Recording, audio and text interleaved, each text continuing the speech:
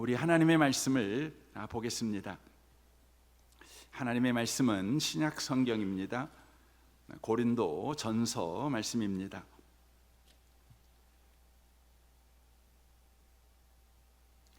고린도 전서입니다. 270페이지에 있습니다.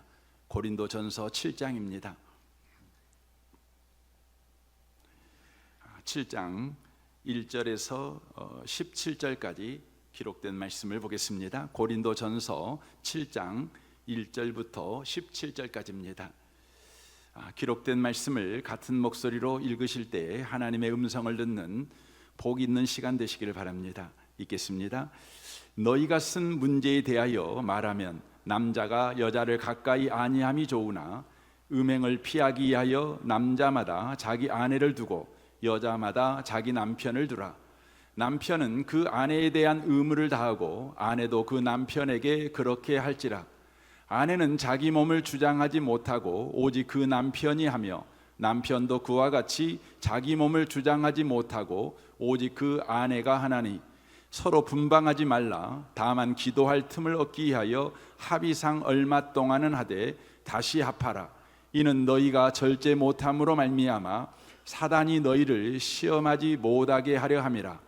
그러나 내가 이 말을 함은 허락이요 명령은 아니니라. 나는 모든 사람이 나와 같기를 원하노라.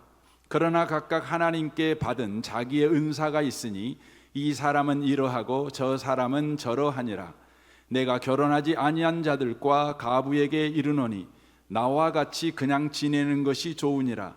만일 절제할 수 없거든 결혼하라. 정욕이 불같이 타는 것보다 결혼하는 것이 나으니라. 결혼한 자들에게 내가 명하노니 명하는 자는 내가 아니요 주시라. 여자는 남편에게서 갈라서지 말고 만일 갈라섰으면 그대로 지내든지 다시 그 남편과 화합하든지 하라. 남편도 아내를 버리지 말라. 그 나머지 사람들에게 내가 말하노니 이는 주의 명령이 아니라. 만일 어떤 형제에게 믿지 아니하는 아내가 있어 남편과 함께 살기를 좋아하거든 그를 버리지 말며 어떤 여자에게 믿지 아니하는 남편이 있어 아내와 함께 살기를 좋아하거든 그 남편을 버리지 말라. 믿지 아니하는 남편이 아내로 말미암아 거룩하게 되고 믿지 아니하는 아내가 남편으로 말미암아 거룩하게 되나니 그렇지 아니하면 너희 자녀도 깨끗하지 못하리라. 그러나 이제 거룩하니라. 혹 믿지 아니하는 자가 갈리거든 갈리게 하라. 형제나 자매나 이런 일에 구애될 것이 없느니라. 그러나 하나님은 합형 중에서 너희를 부르셨느니라. 아내된 자여 내가 남편을 구원하는지 어찌할 수 있으며 남편된 자야 내가 내 아내를 구원할지 어찌할 수 있으리요. 오직 주께서 각 사람에게 나누어 주신 대로 하나님이 각 사람을 부르신 그대로 행하라. 내가 모든 교회에게 이와 같이 명하노라. 아멘. 아멘. 함께 예배하는 모든 분들 가운데 이 말씀의 축복이 함께 하시기를 주님의 이름으로 축원합니다. 이 말씀에 의지해서 어느 쪽을 선택해야 되냐고 질문하는 이들에게라는 제목으로 하나님의 말씀을 전하겠습니다. 오늘 본문은 결혼과 독신, 재혼에 대한 말씀입니다. 결혼을 하는 것이 좋은가, 안 하는 것이 좋은가, 재혼을 하는 것이 좋은가, 혼자 사는 것이 좋은가라는 질문에 대한 바로 대답입니다. 그러나 표면적으로는 이것에 대한 대답 같지만 내용적으로 보면 신앙생활 전반에 대한 대답이다, 이렇게 말씀을 드릴 수가 있습니다. 고린도 교회는 두 극단의 신앙 양태를 가지고 있었습니다. 6장에서 우리가 먼저 다루었던 것 같이 영지주의와 에피쿠르스 철학의 영향으로 말미암아서 도덕 폐기론자의 신앙생활하는 자들이 나왔습니다. 영혼은 선하지만 몸은 악한 신이 창조한 피조물임으로 말미암아 처음부터 악하니 몸은 구원에서 배제된 해당 사항이 없는 것이므로 몸을 막 써도 된다. 아무 거리낌 없이 방탕 가운데 몸을 두는 도덕 폐기론자 신앙이 바로 나타났다고 하는 것입니다. 이에 정반대의 신앙의 모습이 또한 나타났습니다. 바로 그것이 금욕주의 신앙입니다. 오늘 본문은 이런 금욕주의자들의 질문에 대한 바로 대답의 말씀입니다. 1절을 보십시오. 너희가 쓴 문제에 대하여 말하면 이라고 말합니다. 고린도전서 6장까지는 고린도 교회에 일어나는 문제를 바울 사도가 지적하고 그것을 복음 안에서 바른 해답을 제시하는 내용이 기록되어 있다면 7장부터는 고린도 성도들이 바울에게 질문한 질문에 대한 대답의 내용이 기록되어 있는 성경이 고린도 전서 7장 이후의 성경입니다. 그런데 오늘 금욕주의자들의 신앙을 가지고 있는 자들이 질문을 하는 것이죠. 그 질문의 내용이 뭐냐면 남자가 여자를 가까이 아니함이 좋지 않습니까? 이렇게 질문하고 있는 것입니다.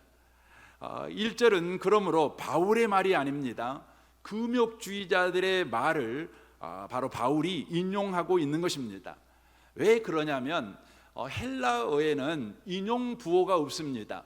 그러다 보니 헬라어로 우리가 성경을 읽을 수 있다면 이 부분이 금욕주의자들의 질문을 인용하고 있는 바울의 말이라는 걸 금세 알아챌 수 있지만 우리가 한글 성경으로 번역된 성경을 보다 보니 바로 이걸 알아채지 못합니다. 그 이유는 헬라어에는 인용 부호가 바로 없기 때문에 그렇습니다.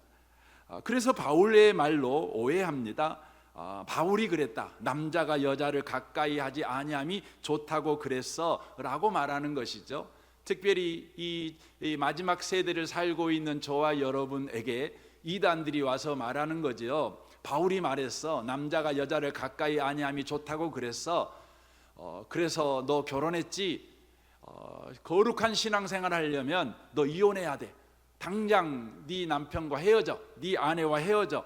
바로 이런 말로 악용하는 성경 구절 중에 하나이기도 하다는 것이죠. 여러분 분명히 아셔야 합니다. 이것은 바울의 말이 아니라 금욕주의자들의 말을 인용하고 있다는 것이죠. 금욕주의자들은 바른 신앙생활을 하기 위해서 몸의 음란을 피하는 방식은 남자나 여자나 이성을 가까이 하지 않는 것이 상책이라고 바로 생각해서 바울에게 이것을 질문하고 있는 것이죠. 우리는 계시 종교입니다. 세상에 있는 모든 종교는 자연주의 종교라고 말씀을 드릴 수가 있습니다. 바로 보는 것을 따라 또 세상의 법칙을 따라 인생을 살다 보니 인생에서 바로 만들어낸 종교, 이게 자연주의 종교이지요. 대표적인 종교들이 여러 있지만 유교나 불교가 다 자연주의 종교다 이렇게 말씀을 드릴 수 있는데 이 종교들은 공통적으로 바로 상황과 환경을 중요하게 생각을 하는 것이죠. 그러니까 남자가 여자가 없는 환경을 만들어야 거룩한 신앙생활을 할 수 있고 여자가 남자가 없는 그런 상황 가운데 있어야 거룩한 신앙생활을 할 수 있다. 유혹받는 환경과 조건을 애당초 없애버려야 좋은 신앙생활을 할 수 있다. 이렇게 생각을 한다는 것이죠. 유교가 그렇습니다. 그래서 유교에 이런 말이 있죠. 근묵자흑이라는 말이 있지 않습니까? 검은 먹을 가까이 하다 보면 자신도 모르게 검어진다는 것 아니겠습니까? 그러니 검은 먹을 가까이 하지 말라. 그래야 우리가 깨끗한 삶을 살아갈 수 있다. 이런 의미지요. 까마귀 노는 곳에 백로에 가지 마라. 이런 이야기도 있지 않습니까? 불교도 환경을 중요하게 여기고 상황과 조건을 아주 중요하게 여기는 종교입니다. 그래서 절은 속세를 떠나 산속에 있는 것이고 불교가 집착하고 있는 것이 무소유입니다. 왜 무소유가 불교에서는 중요한 것입니까? 법정 스님이 그의 책 무소유에서 이렇게 말을 합니다. 우리는 필요에 의해서 물건을 갖지만 때로는 그 물건 때문에 마음을 쓰게 됩니다. 따라서 무엇인가를 갖는다는 것은 다른 한편 무엇인가에 얽매이는 것, 그러므로 많이 갖고 있다는 것은 그만큼 많이 얽혀 있다는 뜻입니다 라고 말합니다. 그러므로 얽혀 있지 않기 위해서 곧 집착해서 해탈하는 방법은 무소유다 이렇게 주장하고 있는 것이죠. 아무 돈을 가지면 사람이 건방을 떨게 되고 교만해지고 또 유혹에 넘어갈 가능성이 많으니까 애당초 돈을 안 갖고 살면 그런 삶을 안 살 수 있지 않겠느냐라는 게 불교의 가르침이라고 하는 것이죠. 그러나 여러분, 현실을 한번 봐보세요. 현실을 보면 무소유여도요, 여러분, 문제에서 벗어나지 못합니다.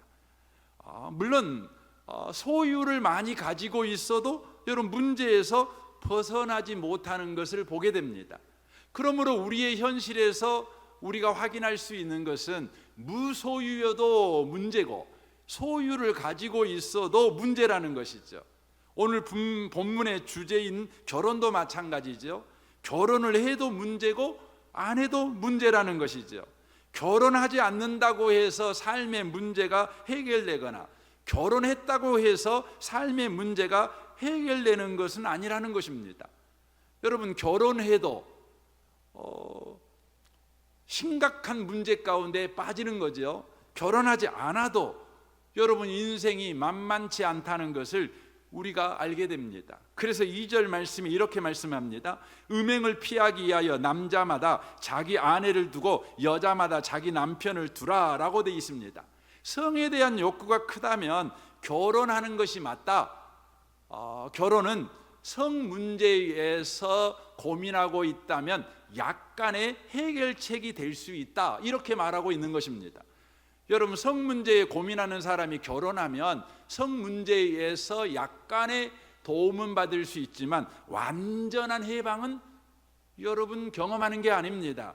결혼해도 여전히 성 문제 때문에 여러분, 사람이요, 여러분, 고민하고 갈등하고 여러분, 문제 가운데 여전히 있는 것을 보게 됩니다. 그래서 7절이 이렇게 말씀합니다.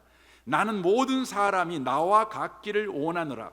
그러나 각각 하나님께 받은 자기의 은사가 있으니 이 사람은 이러하고 저 사람은 저러하니 내가 결혼하지 아니한 자들과 과부들에게 이르노니 나와 같이 그냥 지내는 것이 좋으니라. 만일 절제할 수 없거든 결혼하라. 정욕이 불같이 타는 것보다 결혼하는 것이 나으니라 라고 말합니다. 그냥 은사대로 하라는 것입니다. 혼자 사는 것이 은사면 혼자 살고 결혼하는 것이 은사면 결혼하라는 것이죠.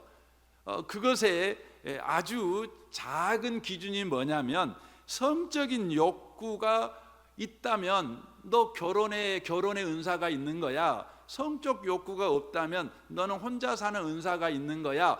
이렇게 아주 작은 기준에서 이야기합니다. 물론 그것이 전부의 기준은 아닙니다. 어쨌든지 바울 사도가 지금 말하고 있는 것은 은사대로 해라, 이렇게 말하고 있는 것이죠. 이 말 뜻은 무슨 뜻입니까? 결혼을 하든 안 하든 그 선택이 완전한 해결책은 되는 것이 아니다, 이렇게 말하고 있는 것이죠. 여러분, 가톨릭 신부들은 개신교 목사를 부러워한다고 그래요. 하지만 개신교 목사들은 가톨릭 신부를 부러워합니다. 혼자 사는 사람은 결혼한 사람을 부러워하고 결혼한 사람은 혼자 사는 사람을 부러워합니다. 왜 그렇습니까? 결혼하지 않는 사람은 결혼 안 해봐서 그러는 겁니다. 결혼해 본 사람은 결혼 안 한 삶을 그가 안 살아봐서 그러는 것이죠. 결혼해도 문제고 결혼 안 해도 문제라는 것이죠. 이것은 결혼이라는 상황 가운데 내 인생을 사느냐, 혼자 사는 상황 가운데 내 인생을 두느냐, 이것이 인간이 가지고 있는 문제의 본질을 해결할 수는 없다, 이걸 말하는 것입니다. 그러니까 상황이나 환경이나 조건이 인간이 가지고 있는 문제를 해결할 수 없다는 거지요. 왜 그럴까요? 왜 그럴까요? 좋은 조건에 있고 좋은 상황에 있고 좋은 환경에 있으면 내가 가지고 있는 문제가 당장이라도 우리는 해결될 것 같다는 믿음이 있는데 왜 성경은 안 그런다고 그러고 또 실제 우리의 현실은 안 그러고 있는 것입니까? 이 부분에 대하여 명확하게 이해하고 있는 한 사람의 기도가 성경에 등장합니다. 바로 잠언 30장에 바로 야게의 아들인 아굴입니다. 아굴이 이렇게 기도합니다. 이 기도를 여러분 살펴보시면 왜 상황과 환경이 아무리 바뀌어도 인간의 문제는 해결되지 않는가에 대한 대답이 됩니다. 7절입니다. 내가 이 두 가지 일을 주께 구하였사오니 내가 죽기 전에 내게 거절하지 마옵소서. 곧 헛된 것과 거짓말을 내게서 멀리 하옵시며 나를 가난하게도 마옵시고 부하게도 마옵시고 오직 필요한 양식으로 나를 먹이시옵소서. 혹 내가 배불러서 하나님을 모른다 여호와가 누구냐 할까 하오며 혹 내가 가난하여 도둑질하고 내 하나님의 이름을 욕되게 할까 두려워함이니이다 라고 말합니다. 아굴은 정확하게 인간을 이해하고 있습니다. 인간의 문제는 부자가 되면 해결되는 것도 아니고 그렇다고 해서 가난해지면 해결되느냐? 그렇지도 않는다는 것입니다. 이래도 문제고 저것도 문제라는 것이죠. 왜 인간은 이래도 문제고 저것도 문제가 되는 것입니까? 그 이유를 구절을 통해 우리가 살펴볼 수 있습니다. 혹 내가 배불러서 하나님을 모른다 여호와가 누구냐 할까 하오며 혹 내가 가난하여 도둑질하고 내 하나님의 이름을 욕되게 할까 두려워함이니이다 라고 말합니다. 욥이 아굴이라는 사람이 인간을 이해하고 있는 것은 뭐냐면 하나님을 모르면 어떤 상황과 어떤 조건도 문제가 된다, 지금 이걸 이야기하고 있는 겁니다. 그러니까 반대로 뒤집어서 말을 하면 어떤 상황과 조건일지라도 하나님을 알게 되면 넉넉하게 감당하는 인생을 살아갈 수 있다. 이게 아굴의 기도의 핵심인 것입니다. 인간이라는 존재는 상황이 좋으면, 환경이 좋으면, 상황이 좋으면 여러분 어떤 인생도 감당할 수 있는 거 아니라는 겁니다. 반대로 인간이라는 존재가 하나님을 알게 되면 어떤 조건과 상황도 상관없고 감당하는 인생을 살아갈 수 있다는 것입니다. 이때 우리는 이런 질문이 생기죠. 대체 하나님을 안다는 게 무엇이 간데 그럴 수 있는 겁니까? 이런 질문 눈 크게 뜨고 여러분과 제가 하게 되겠죠. 아니, 해야 될 것 아니겠습니까? 여러분 하나님을 안다는 게 뭡니까? 요한복음 17장 3절에 이렇게 말합니다. 영생은 곧 유일하신 참 하나님과 그가 보내신 자 예수 그리스도를 아는 것이다 라고 되어 있습니다. 하나님을 안다는 게 뭐냐? 그럼 영생이라고 성경이 이야기합니다. 하나님을 아는 것은 영생을 소유하고 인생을 사는 것이다 라고 소개하고 있는 것이죠. 그러므로 영생을 가지고 인생을 사는 자들은 어떤 환경, 어떤 조건, 어떤 상황에서도 넉넉하게 감당할 수 있다는 것입니다. 그러면 여러분과 저는 또 질문해야 되는 거 아닙니까? 그럼 영생이 대체 뭡니까? 영생이 대체 뭡니까? 이렇게 질문하겠죠. 성경에 보면 이 영생이라는 것을 우리가 이해할 수 있는 그림 언어로 잘 표현해주고 설명해주는 성경이 있습니다. 그것이 요한복음 15장입니다. 요한복음 15장에는 포도나무와 가지의 비유가 기록되어 있습니다. 5절 보십시오. 나는 포도나무요 너희는 가지라. 그가 내 안에 내가 그 안에 거하면 사람이 열매를 많이 맺나니 나를 떠나서는 너희가 아무것도 할 수 없음이라 라고 말씀합니다. 여기에 보니까 영생이 뭐냐면 바로 하나님이 내 안에, 내가 하나님 안에 거하는 것, 이게 영생이라고 말씀합니다. 마치 포도나무에 가지가 붙어서 포도나무의 생명력이 가지에 공급되는 상황, 그리고 가지가 바람을 맞고 햇볕을 맞고 겨울의 추위를 이렇게 맞지요. 그러면 그것을 고스란히 나무에게 전달을 하는 거 아니겠습니까? 그러면 가지가 당하는 모든 경우를 나무가 생명력을 가지고 그것을 합하여 선을 만들어요. 그래서 나무에 바람이 불고 햇볕이 쬐고 겨울날에 추위가 몰아칠 때에 나무가 가지고 있는 생명력과 가지가 당하는 사건이 합력해서 뭘 이루죠? 선을 이루어요. 뭘 이루지요? 가지에서 잎이 나요. 여러분, 가지에서 꽃이 피어요. 가지에서 열매가 맺어요. 여러분, 가지에 바람이 안 불고 가지에 햇볕이 안 쬐고 가지가 폭풍 여러분 겨울의 엄동설 안에 있지 아니하면 여러분 봄날에 여러분 꽃이 안 피는 거예요. 여러분 가을날에 열매를 맺을 수 없는 거죠. 그렇다고 그래서 가지가 독야청청 나무 바람을 맞고 햇볕을 쬐고 겨울의 엄동설안을 온몸으로 혼자 맞고 있으면 여러분 봄날에 꽃이 필까요? 안 피어요. 봄날에 어떻게 되죠? 썩어버려요.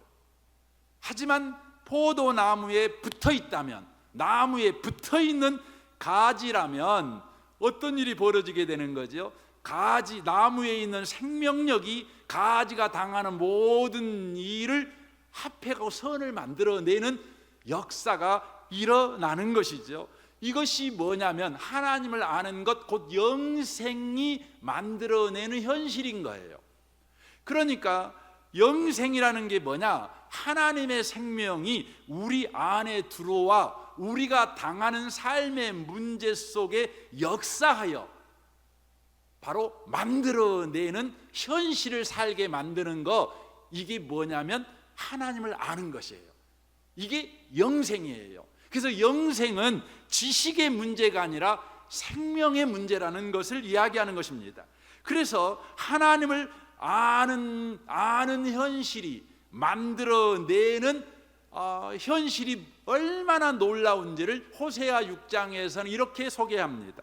그러므로 우리가 여호와를 알자, 힘써 여호와를 알자. 그의 나타나심이 새벽빛같이 어김없나니 비와 같이 땅을 적시는 늦은 비와 같이 우리에게 임하시리라라고 되어 있습니다.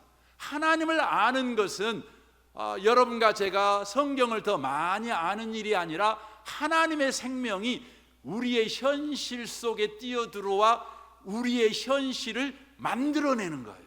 우리가 당하는 모든 문제를 가지고 우리의 현실을 만들어내는데 새벽빛같이, 바로 비와 같이, 땅을 적시는 이른 비와 같이 그렇게 우리의 현실을 만들어내버리는 일이라고 하는 것이죠.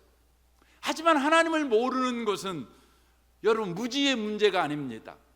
하나님을 모른다는 건 내가 기독교 신자가 아니야, 나 성경 몰라, 하나님 있는지도 몰라, 이렇게 여러분과 제가 모르는 문제로 그치는 것이 아니에요. 하나님을 모른다는 건 뭐죠? 하나님의 생명이 우리 인생 속에 역사하지 않는다는 걸 의미할 뿐만 아니라 다만 우리 생명만 우리 인생 속에 역사한다, 이 말이 되는 거예요. 하나님을 모르면 하나님의 생명이 내 인생에 역사하는 것이 아니라 내 생명만 내 인생 속에 역사해요. 내가 당하는 인생의 여러 사건 사고에 대하여 내 생명만 역사해요. 활동해요. 이것의 비극을 호세아 4장 1절에 이렇게 소개합니다. 이스라엘 자손들아, 여호와의 말씀을 들으라. 여호와께서 이 땅 주민과 논쟁하시나니 이 땅에는 진실도 없고 인애도 없고 하나님을 아는 지식도 없고 오직 저주와 속임과 살인과 도둑질과 간음뿐이요 포악하여 피가 피를 뒤임이라. 그러므로 이 땅이 슬퍼하며 거기 사는 자의 들짐승과 공중에 나는 새가 다 세잔할 것이요 바다의 고기도 없어지리라 라고 말씀합니다. 우리의 생명이 우리가 인생을 살면서 당하는 모든 문제에 대하여 역사할 때, 반응할 때 만들어내는 것이 뭡니까? 저주, 속임, 살인, 도둑질, 간음, 피가 피를 뒤임, 그리하여 이 땅을 슬픈 땅으로 만들어내는 거죠. 이 땅을 저주받은 땅으로 만들어내는 것이죠. 그리하여 들짐승, 공중에 나는 새, 우리 자신이 세잔해지는, 바다의 물고기도 없어지는 비극적인 지구촌을 만들어내며 비극적인 우리의 인생과 우리의 가정과 우리의 공동체를 만들어내버린다는 것입니다. 그러므로 문제는 뭡니까? 환경이 문제가 아니에요. 상황이 문제가 아니에요. 뭐가 문제죠? 생명이 문제인 거예요. 무슨 생명이 지금 내 인생 가운데 역사하고 있는가? 내 생명만 일하고 있는 인생을 저와 여러분이 살아가고 있다면 이건 비극입니다. 내 생명만 역사하고 있는 세상을 우리는 나라를 세상 나라라고 이야기합니다. 여러분, 세상 나라는 항상 환경이 중요하다고, 상황이 중요하다고, 형편이 중요하다고 떠버립니다. 하지만 하나님의 생명으로 사는 나라가 하나님 나라 아니겠습니까? 하나님 나라는 환경이 아무 문제가 되지 않습니다. 이것을 잘 보여주는 성경이 마태복음 13장입니다. 여러분이 오늘 집에 돌아가셔서 마태복음 13장을 꼭 빨간 펜 들고 정독을 이렇게 꼭 해보셨으면 좋겠습니다. 마태복음 13장은 하나님의 생명으로 사는 하나님 나라에 어떤 일이 일어나는가를 비유로 소개하고 있는 성경입니다. 그래서 마태복음 13장을 비유장, 많은 비유들이 등장하고 있습니다. 가장 먼저 등장하는 비유가 씨 뿌리는 비유입니다. 아마 여러분이 잘 알 것입니다. 농부가 씨를 뿌립니다. 길가에 돌짝밭에 가시떨기에 씨를 뿌립니다. 하지만 싹이 나지 않습니다. 싹이 났더라도 더 자라지 못하고 금세 죽어버립니다. 그런데 좋은 밭에 씨가 떨어지자 많은 열매가 맺게 되는데 100배, 60배, 30배의 열매가 맺어지게 됩니다. 이 비유를 많은 성도들이 읽고 나서 무엇을 생각합니까? 그래, 내가 좋은 땅이 돼야 되겠어. 좋은 땅이 되기 위해서는 내 마음밭을 기경해야 되겠어. 기도로 기경해야 돼. 성경 읽기로 기경해야 돼. 교회 봉사로 기경해야 돼. 전도로 기경해야 돼. 내 마음밭을 기경할 결심과 결단을 하는 것을 보게 됩니다. 하지만 그것은, 이 비유는 전혀 그런 비유가 아닙니다.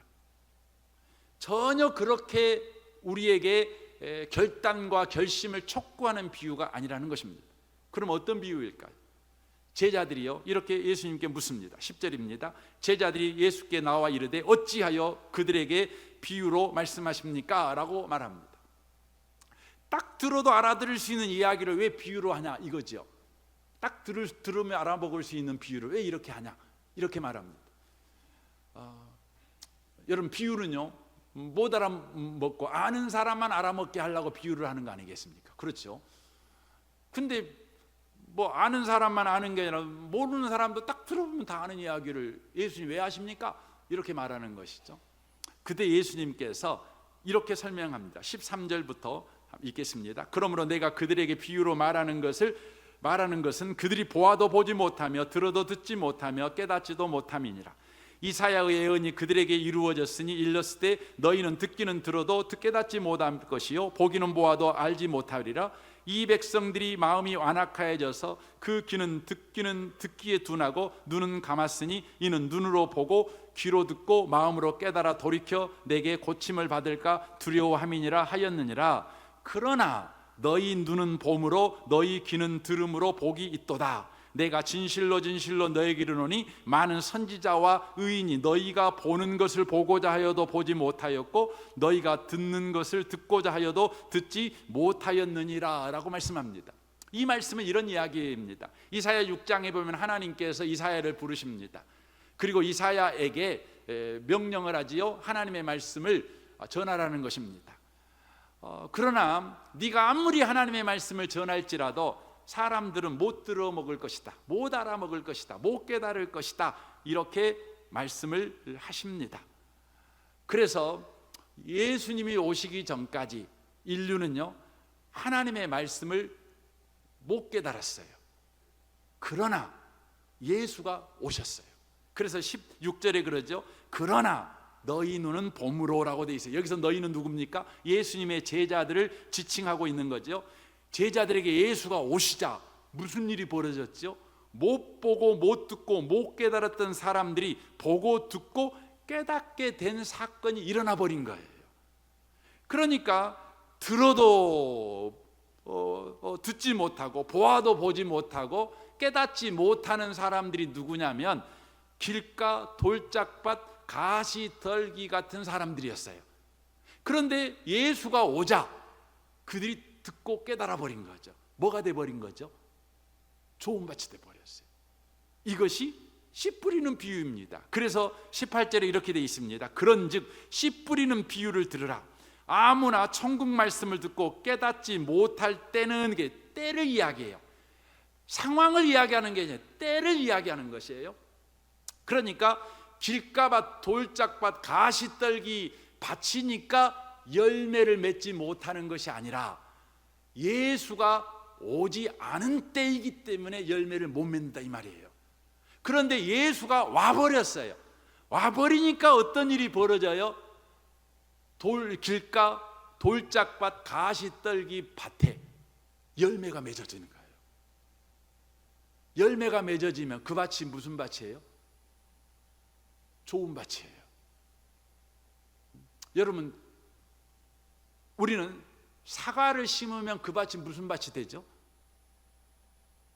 사과밭이 되는 거예요. 우리는 나쁜 밭을 기경하면 좋은 밭이 된다고 생각해요. 아니에요. 그 밭에서 열매가 맺으면요, 여러분, 그 밭이 뭐가 돼요? 좋은 밭이 되는 겁니다. 열매가 맺히자 좋은 밭이 된 것입니다. 사과가 심겨지면 사과밭이 되는 것이에요. 인류는 역사 내내 아무리 귀한 것이 와도 열매를 맺지 못했어요. 길가같이, 돌짝밭같이, 떨기나무같이 다 사망으로 끝나버렸어요. 아무리 열심과 정성과 헌신을 다해도 사망으로 가는 것을 어쩌지 못했어요. 그런데 그런 인류에게 예수가 오셨어요. 그리고 길가와 돌짝밭과 가시떨기에 오셔서 열매가 되어주셨어요. 그것이 부활이에요. 사람들은 길가와 돌짝밭과 가시떨기에서 사망밖에 만들어내지 못해요. 그런데 예수님께서 사망밖에 만들어내지 못한 길가밭, 돌짝밭, 가시떨기 밭에서 뭘 만들어내버렸어요? 부활을 만들어내버렸어요. 이게 고린도전서 15장 20절입니다. 보십시오. 그러나 이제 그리스도께서 죽은 자 가운데서 다시 살아나사라고 말씀합니다. 예수님은 살아난 자 가운데서 다시 살아난 게 아니에요. 좋은 밭에서 좋은 열매를 맺은 분이 아니라 죽은 자 가운데서 다시 살아나신 분이셔요. 길가밭과 돌짝밭과 떨기나무 밭은요, 사망밖에 만들어내지 못해요. 저와 여러분의 인생은 사망밖에 만들진 못해요. 여러분이 아무리 서울대를 나왔을지라도 여러분이 만들어내는 건 종국적으로 여러분 무덤에 가는 거예요. 죽는 것밖에 못 만들어내요. 여러분이 아무리 많은 돈을 벌었어도 여러분과 제가 종국적으로 만들어내는 것은 죽음밖에 만들어내지 못해요. 우리는 아무리 내가 좋은 밭입니다라고 주장하고, 여러분이 아무리 기도로, 말씀으로 여러분 스스로가 여러분의 마음을 기경해서 나는 좋은 밭이 되었습니다라고 주장할지라도 우리는 사망밖에 만들어내지 못한 길가와 돌짝밭과 가시떨기 밭이에요. 그런데요, 길가밭에 주님이 뛰어들어오셨어요. 사망밖에 만들어내지 못하는 우리 인생에 뛰어들어오셔가지고 죽은 자 가운데서 뭘 만들어버렸다고요? 부활을 만들어낸 것입니다. 그래서 뭐라고 말합니까? 다시 읽어보십시오. 이제 그리스도께 때가 되니까, 때가 참해 그리스도께서 죽은 자 가운데 다시 살아나사 잠자는 자들의 첫 열매가 되셨어요.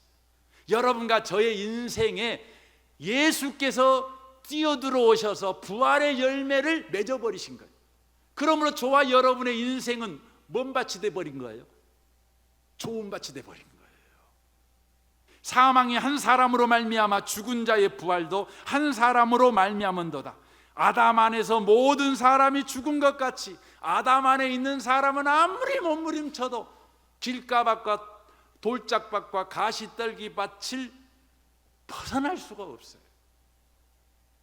그런데 이 인생 가운데 예수가 뛰어들어오시니 그리스도 안에서 모든 사람이 삶을 얻으리라. 그리스도 안에서 모든 사람들이 열매를 맺으리라. 100배, 60배, 30배의 열매를 맺으리라. 인생이라는 죽음의 그 밭에서 예수의 부활 이야기가 시작된 거예요.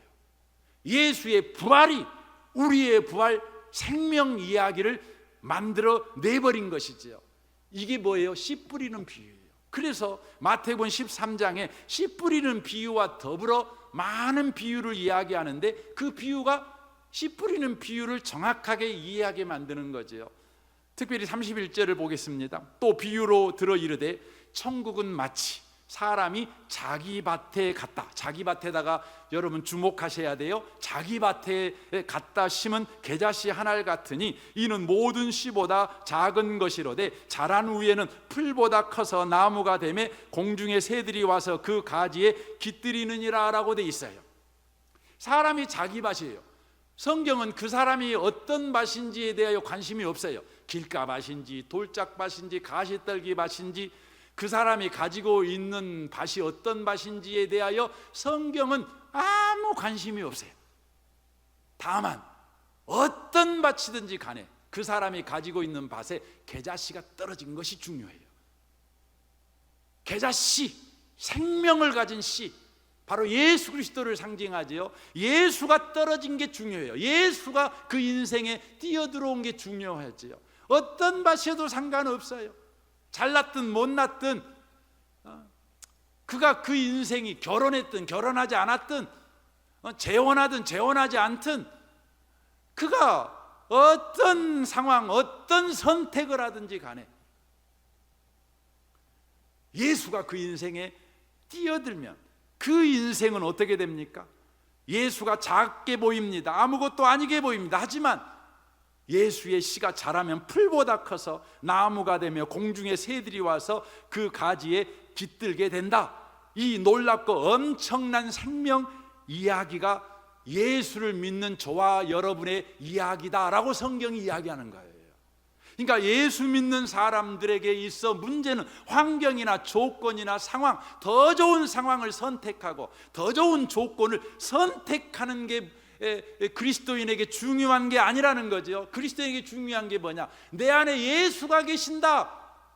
그걸 주목하는 게 중요하다는 거예요. 내가 지금 결혼 생활 잘하고 있냐 못하고 있느냐, 내가 저 여자하고 계속 살아야 될까 말아야 될까, 내가 저 여자 말고 저 여자하고 살면 더 좋지 않을까, 이런 선택에 고민을 할 필요가 없이 내가 이런 갈등할 수밖에 없는 상황 속에 내가 살고 있지만 내가 주목해야 되는 것은 내 안에 예수가 계신다. 죽은 자 가운데 부활하신 100배, 60배, 30배의 결실을 맺어버리신 주님이 내 안에 계신다.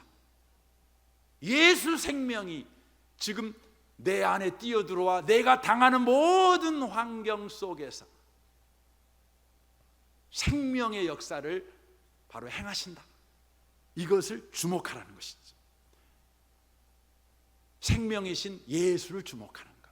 그래서 바울 사도는 빌립보서 4장 11절에서 이렇게 말합니다. 내가 궁핍함으로 말하는 것이 아니니라. 어떠한 형편에 있든지 나는 자족하기를 배웠노니 나는 비천에 처할 줄도 알고 풍부에 처할 줄도 알아. 모든 일 곧 배부름과 배고픔과 풍부와 궁핍에도 처할 줄 아는 일체의 비결을 배웠노라. 내게 능력 주시는 자 안에서 내가 모든 걸 할 수 있느니라. 여러분 안에 계신 예수님은 뭐하고 계시고 있어요? 지금 가만히 있어요? 너 예배 잘 드린가 안 드린가 내가 평가해 봐야지 이러고 있는 겁니까? 아니에요. 여기에 놀라운 말씀이죠. 내게 능력 주시는 자, 내 안에 계신 예수님은 지금 내 안에서 능력으로 일하고 계신다는 거예요. 그분을 주목하는 사람은 어떤 상황, 어떤 형편, 어떤 조건, 어떤 선택을 해도 상관없다는 거예요. 여러분이 선택을 할 때 신중해야지요. 그럼에도 불구하고 더 신중을 기해야 되는 것은 주님을 주목하는 거예요. 다윗의 인생 간증을 여러분 잘 알잖아요. 시편 23편을 보십시오. 여호와는 나의 목자시니 내게 부족함이 없으리로다. 그가 나를 푸른 풀밭에 누이시며 쉴만한 물가로 인도하는도다. 내 영혼을 소생시키시고 자기 이름을 위하여 의의 길로 인도하시는도다. 내가 사망의 음침한 골짜기, 밑줄 그어야 되겠지요. 다닐지라도 해를 두려워하지 않는 건 주께서 나와 함께 하심이라. 주의 지팡이와 막대기가 나를 안위하시나이다. 주께서 내 온수의 목전에서, 이것도 밑줄 그어야지요, 내게 상을 차려주시고 기름을 내 머리에 부으셨으니 내 잔이 넘치나이다. 다윗이 주목한 것은 내가 지금 사망의 음침한 골짜기라는 상황 가운데 있느냐, 내 원수의 목전 앞에 있는 그런 형편 가운데 있느냐, 이게 주목된 게 아니에요. 여호와가 나의 목자시니, 이것에다가 자기의 인생의 목을 건 거예요. 이제 우리는 어떻게 살아야 됩니까? 16절이 이렇게 말합니다. 아내 된 자여, 오늘 보면 16절입니다. 네가 남편을 구할지 어찌할 수 있으며, 남편 된 자여 네가 네 아내를 구할지 어찌할 수 있으랴. 오직 주께서 각 사람에게 나누어 주신 대로 하나님이 각 사람을 부르신 그대로 행하라. 하나님이 각 사람을 부르신 그대로 행하라. 20절에도 그렇게 말합니다. 각 사람은 부르심을 받은 그 부르심 그대로 지내라. 24절에 이렇게 말씀합니다. 형제들아, 너희는 각각 부르심을 받은 그대로 하나님과 함께 거하라 라고 말씀합니다. 너에게 주어진 환경과 상황과 형편에 대하여 체념하고 살아라. 어쩔 수 없잖아, 이 말을 하고 있는 것이 아닙니다. 무슨 말을 하고 있는 겁니까? 너에게 주어진 어떤 상황, 어떤 형편이든지 그리스도인으로 살아내라. 너에게 허락한 상황과 상황과 형편 속에서 그리스도인의 역할을 해라. 너는 그리스도인 아니냐? 네가 맡은 배역이 그리스도인 아니냐? 여러분, TV를 보시면, TV에 보시면 여러 주인공이 나오잖아요. 주인공에게는 여러 상황과 조건이 주어지잖아요. 상황과 조건이 주어졌을 때에 여러분, 배우는 어떻게 연기해야 돼요?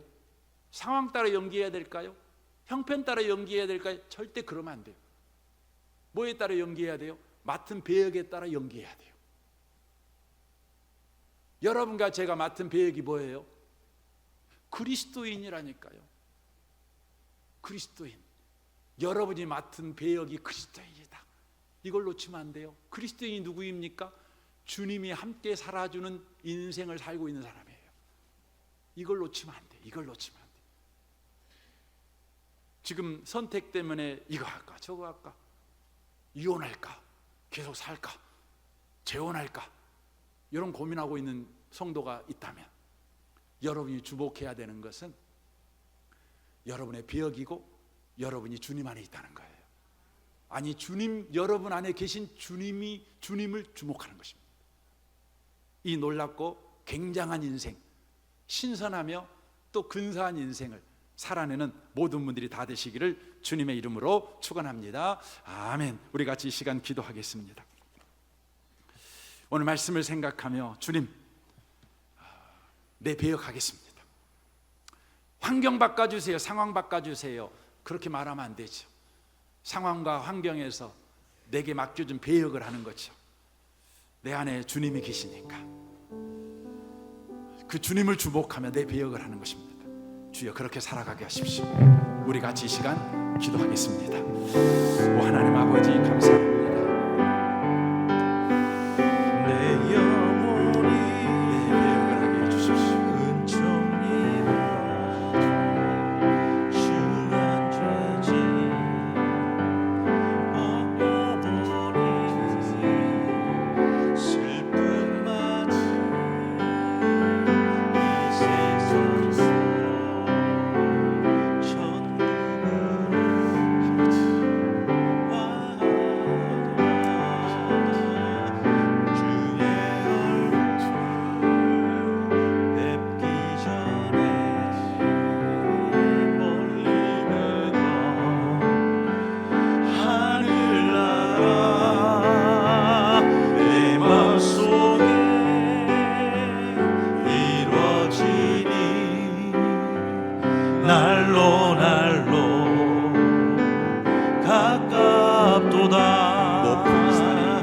높은 산이 거친 들이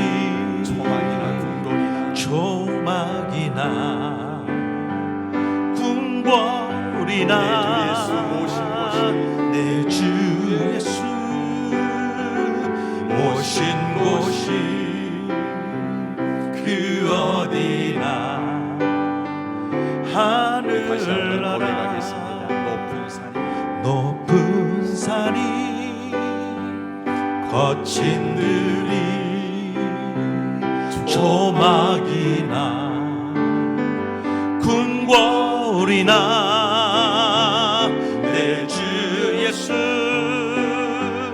오신 곳이 그 어디나 하늘나라 할렐루야 찬양하세 내 모든 죄 사함받고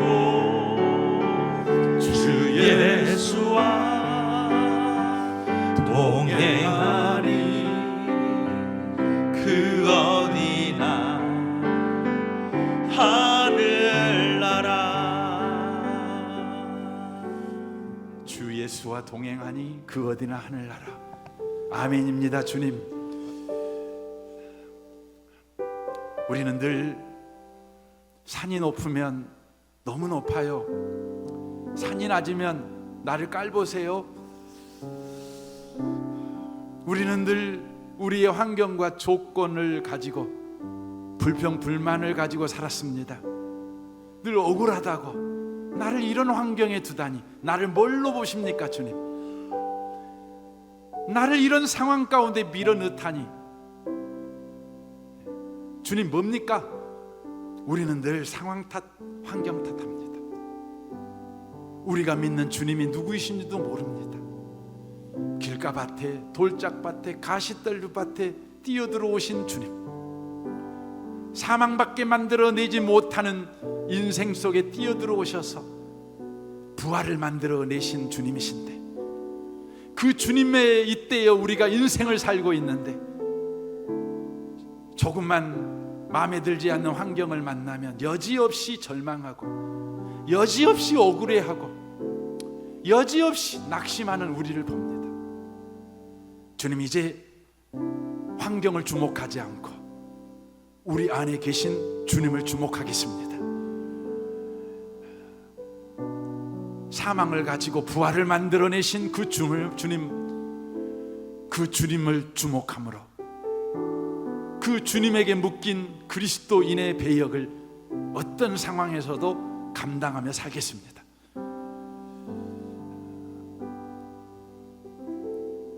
주님 계속해서 우리로 하여금 내 안에 계신 주님을 주목하도록 성령의 충만함을 허락하여 주옵소서. 이 시간 헌금합니다. 헌금하는 모든 손길을 주님 복되게 하시고 저들이 그리스도인임을 잊지 않고 살게 하여 주옵소서. 각자에게 주어진 삶에서 주님이 맡긴 배역을 성령 충만하여 감당하도록 주님 축복하여 주옵소서. 예수님의 이름으로 기도합니다. 아멘.